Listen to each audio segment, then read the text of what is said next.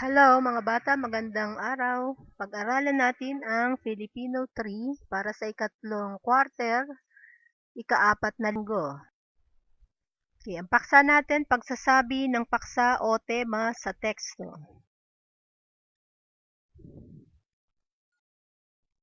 Balik-aral, babasahin ko muna yung kwento at pagkatapos nito ay may mga tanong na dapat sagutin. Papunta ng lungsod ang kambal na sina Lino at Lina kasama ang buong pamilya. Sa daan ay may nakita silang asong ligaw na mahinang-mahina at tila buong araw nang hindi kumain. Kinuha nila ang aso at pinakain.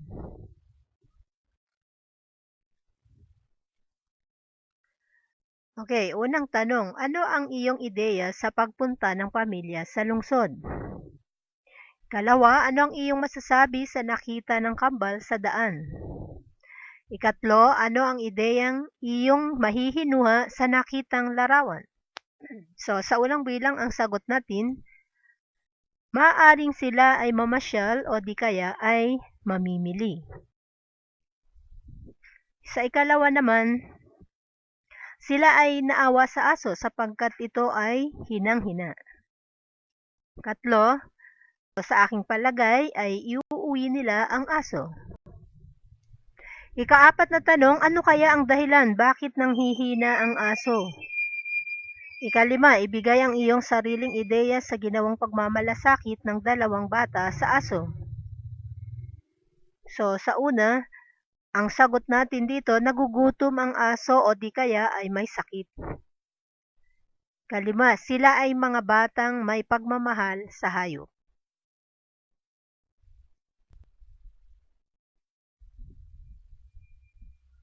Ang pagtukoy sa paksa o tema ng isang teksto ay daan upang higit na maunawaan ang binabasa. Ang paksa o tema ay ang iniikutang diwa ng ipinahayag na may akda sa binasang teksto gaya ng sa kwento o sanaysay. Bilang isang mahusay na mambabasa, kinakailangan na unawaing mabuti ang bawat talata upang makapagbigay tayo ng paksa o tema. Ang paksa ay tumutukoy rin sa kabuuang kaisipan sa kwento. Halimbawa, ang pagkakaisa ng mga Pilipino ang tanging sandata sa anumang pagsubok na kakaharapin. Ito marahil ang pinakaunang ambag ng isang individual. Bilang mabuting mamamayan ng bansa, sa panahon ng kalamidad, ang pagkakaisa upang malampasan ang mga pagsubok ay lumilitaw sa kahit na sinong Pilipino. Ang paksa o tema sa tekstong ito ay ang pagkakaisa ng mga Pilipino. Karaniwang nasa unahang bahagi ng teksto makikita ang tema. Yan. Naunawaan ba ninyo mga bata? Okay, so may kwento muli dito, sasagutin. Basahin at unawain ang kwento mula sa napag-alamang mga elemento ng kwento. Punan ang graphic organizer ng mga hinihinging impormasyon. Isulat ito sa inyong kwaderno. Sige, babasahin ko ang kwento, mga bata. Si Mayang Pusa at Don ang Daga. Sa malayong bukirin, may dalawang magkaibigang hayop, sina Mayang Pusa at Don ang Daga. Lagi silang nasa bukid at naghahanap ng pagkain. Minsan, dumating ang matagal na taginit. Naubos ang pananim at wala nang makain ang magkaibigan. Kaya, naisipan nilang pumunta sa mga bahay sa bayan upang maghanap ng pagkain. Nang makita sila ng may-ari ng bahay, ay binato sila ng walis at tsinelas. Mabilis na lumayo ang magkaibigan sa lugar na iyon at nangakong sa bukid na lamang maghahanap ng pagkain.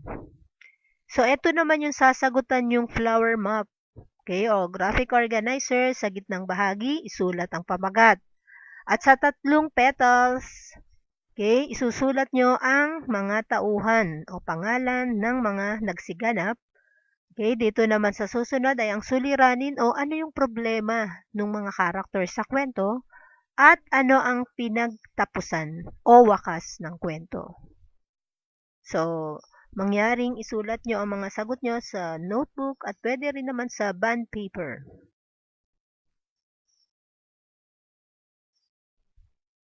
Okay, pagyamanin, paano to ibigay ang paksa o tema ng sa sumusunod na mga teksto? Isulat ang sagot sa kwaderno. Ang sustansyang mula sa prutas ng mangosteen ay nakatutulong para maging matalas ang ating isip at malakas ang katawan. Dahil na rin sa mura ang presyo ng prutas na mangosteen, kaya marami ang maaaring makabili nito. Ugaliin ang pagkain nito araw-araw. So ano ang paksa o tema natin dito? So ang kwento ay tungkol sa mangosteen.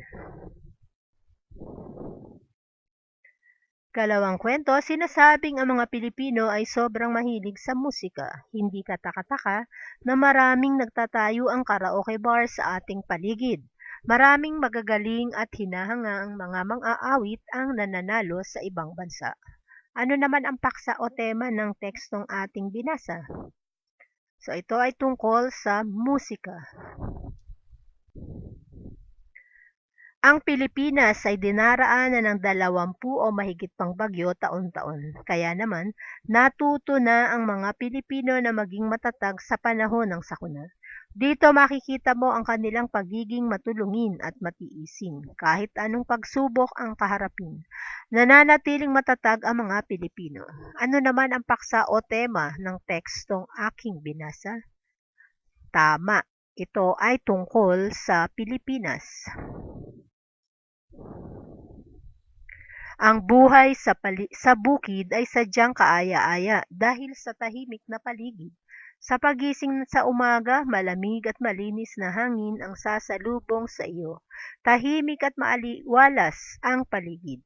Ang mga tao rito ay abalang-abala sa kanilang gawain. Karaniwang hanap buhay, ang pagsasaka at pagtatanim ng gulay. Masarap at mura ang mga gulay dito. So ano ang paksa o tema? Magaling. Ang paksa o tema ay tungkol sa bukid. Katangi-tangi ang pamilyang Pilipino sa mundo.